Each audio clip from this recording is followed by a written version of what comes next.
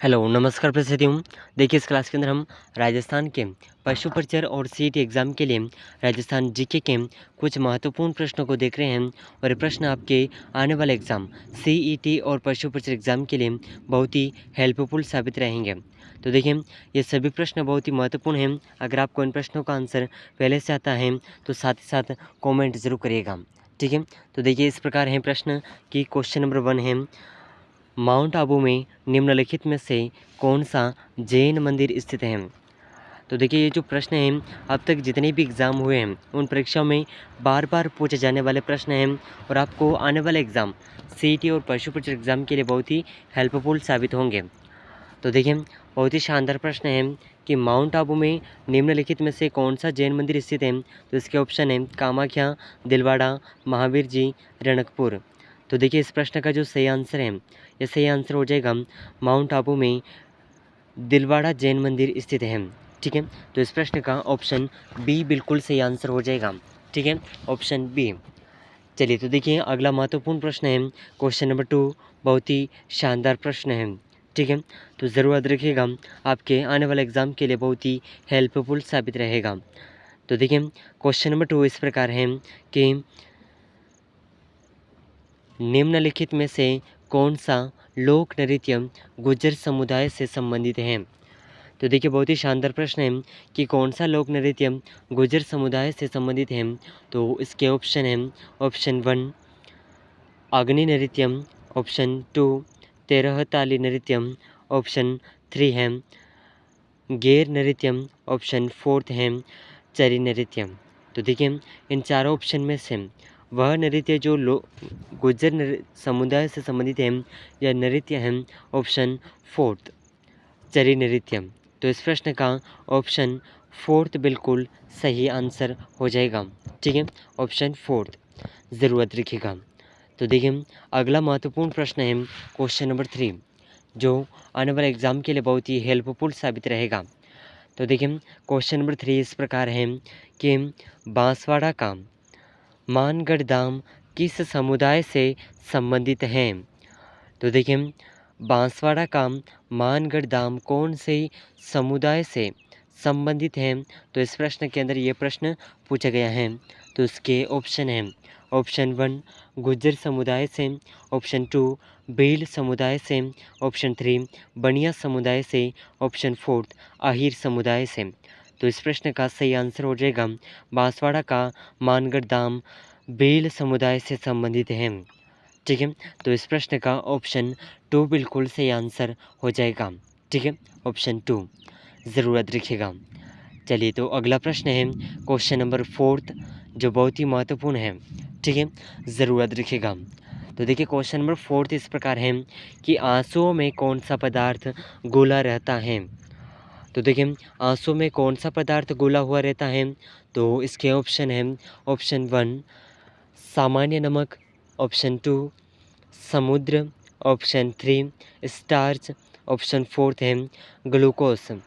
तो देखिए इन चारों ऑप्शन में से इस प्रश्न का सही आंसर हो जाएगा कि आंसुओं में वह पदार्थ घुला हुआ रहता है जो सामान्य नमक है, ठीक है। तो इस प्रश्न का ऑप्शन 1 बिल्कुल सही आंसर हो जाएगा, ठीक है, ज़रूरत रखिएगा।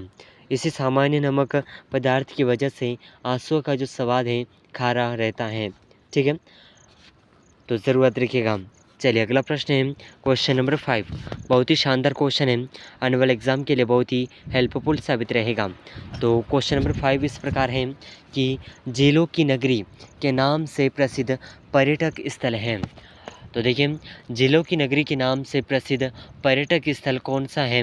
तो इसके ऑप्शन हैं option 1 Jaipur, option 2 Udaipur, option 3 Jaisalmer, option 4 Jodhpur.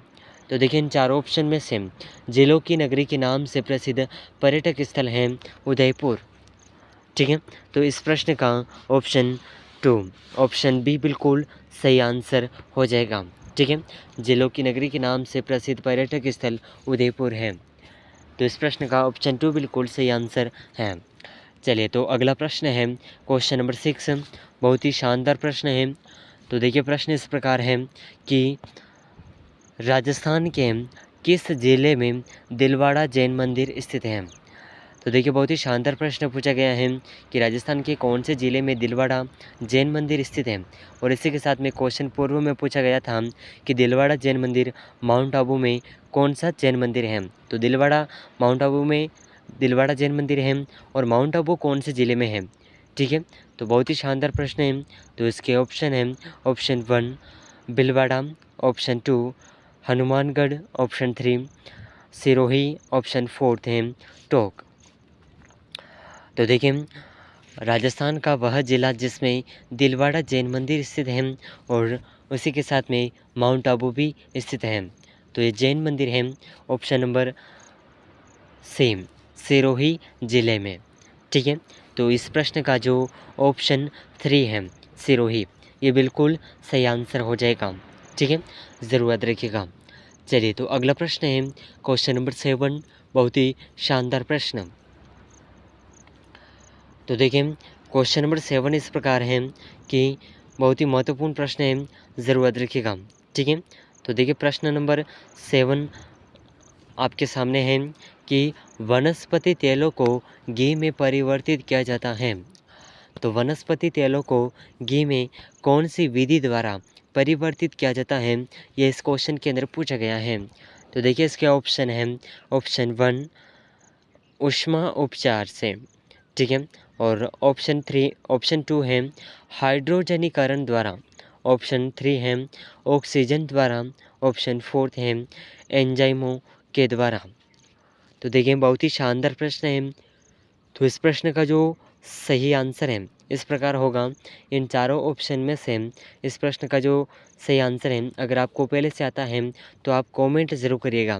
ठीक है, कमेंट ज़रूर करिएगा, बहुत ही महत्वपूर्ण क्वेश्चन है। तो देखिए इस प्रश्न का सही आंसर हो जाएगा वनस्पति तेलों को घी में परिवर्तित किया जाता है हाइड्रोजनीकरण विधि द्वारा।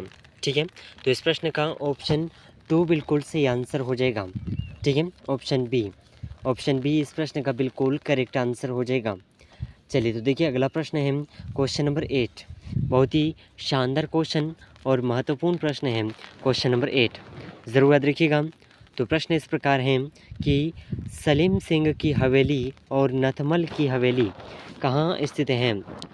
तो देखिए बहुत ही शानदार प्रश्न है कि सलीम सिंह की हवेली और नथमल की हवेली कहाँ पर स्थित है। तो इस प्रश्न का ऑप्शन है ऑप्शन 1 बाड़मेर में, ऑप्शन 2 बीकानेर में, ऑप्शन 3 चित्तौड़गढ़ में, ऑप्शन 4 है जैसलमेर में। तो देखिए इन चारों ऑप्शन में से सलीम सिंह की हवेली जहाँ पर स्थित है, ये सही आंसर हो जाएगा ऑप्शन 4 जैसलमेर में सलीम सिंह की हवेली और नथमल की हवेली स्थित है। तो इस प्रश्न का ऑप्शन 4 बिल्कुल सही आंसर हो जाएगा। ठीक है, ज़रूर याद रखिएगा। चलिए तो अगला प्रश्न है क्वेश्चन नंबर 9, बहुत ही शानदार प्रश्न और महत्वपूर्ण प्रश्न भी है। ठीक है, तो क्वेश्चन नंबर 9 आपके सामने है बनी ठनी प्रसिद्ध है। तो देखिए बनी ठनी कौन सी शैली से प्रसिद्ध है। तो इसके ऑप्शन 1 है नाथद्वारा शैली, ऑप्शन 2 है किशनगढ़ शैली, ऑप्शन 3 है जोधपुर शैली, ऑप्शन 4 है मेवाड़ शैली। तो देखिए इन चारों ऑप्शन में से बनी ठनी किशनगढ़ शैली से प्रसिद्ध है। तो इस प्रश्न का ऑप्शन बी बिल्कुल सही आंसर हो जाएगा। ठीक है, ऑप्शन बी ज़रूर याद रखिएगा। चलिए तो अगला प्रश्न है क्वेश्चन नंबर 10, तेज गति से आता हुआ वाहन हॉर्न बजाता है तो उसका पिच होगा। तो देखिए उसका पिच किस तरह सुनाई देगा। तो इसके ऑप्शन है कि तेज गति से आता हुआ वाहन यदि हॉर्न बजाता है तो उसका पिच उतना ही सुनाई देता है, या फिर अधिक सुनाई देता है, या कम सुनाई देता है, और ऑप्शन 4 है पहले कम और फिर ज़्यादा। तो इन चारों ऑप्शन में से इस प्रश्न का सही आंसर हो जाएगा तेज गति से आता हुआ वाहन का हॉर्न बजाता है तो उसका पिच अधिक सुनाई देता है। तो इस प्रश्न का ऑप्शन बी बिल्कुल सही आंसर हो जाएगा। ठीक है, ऑप्शन बी इस प्रश्न का बिल्कुल सही आंसर हो जाएगा, तो ज़रूर याद रखिएगा। ठीक है, तो देखिए बहुत ही महत्वपूर्ण प्रश्न है, आने वाले एग्ज़ाम के लिए बहुत ही हेल्पफुल साबित होगा। तो नेक्स्ट क्वेश्चन आपके सामने है क्वेश्चन नंबर 11, बहुत ही शानदार क्वेश्चन है, जो कि आपके आने वाले एग्ज़ाम के अंदर बार बार पूछे जाने वाला प्रश्न है। ठीक है, तो प्रश्न इस प्रकार है, पिछवाई कला प्रसिद्ध है, तो कौन सी शैली से प्रसिद्ध है? नाथद्वारा शैली, बूंदी शैली, जोधपुर शैली, मेवाड़ शैली। तो देखिए इस प्रश्न का आंसर जो है, सही आंसर आप हमें कमेंट ज़रूर करिएगा। ठीक है, बहुत ही महत्वपूर्ण प्रश्न है, तो इसका आंसर आप हमें कमेंट ज़रूर करिएगा। अगर आप उदयपुर लर्निंग क्लासेस चैनल पर नए हैं तो चैनल को सब्सक्राइब जरूर करिएगा, और ऐसे ही महत्वपूर्ण प्रश्न और अन्य सभी प्रतियोगी परीक्षाओं की महत्वपूर्ण सूचनाएं पाने के लिए हमारे साथ जुड़े रहिएगा। मिलते हैं अगले महत्वपूर्ण प्रश्नों के साथ में, तब तक के लिए जय हिंद, जय भारत।